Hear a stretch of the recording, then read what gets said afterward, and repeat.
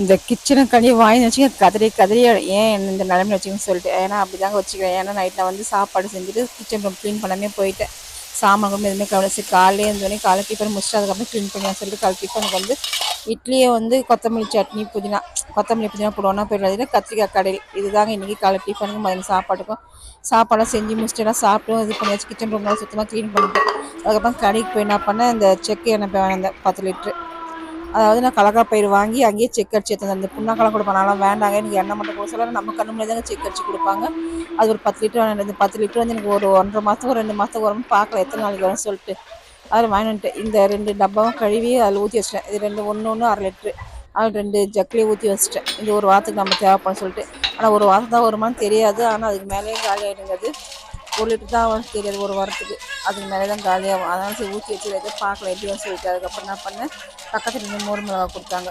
இதையும் காய வச்சு எடுத்து ஒரு டபுள் போட்டு வச்சிட்டேன். இது லெமன் சாத்துக்கு, தயிர் சாத்துக்கு, சாம்பார் சாத்துக்குலாம் நல்லாயிருக்கும். அதனால் இதையும் காய வச்சு ஒரு டபுள் போட்டு எடுத்து வச்சிட்டேன். நம்ம எப்போ சைட் டிஷ் எனக்கு இது வச்சு சாப்பிட்லாம்.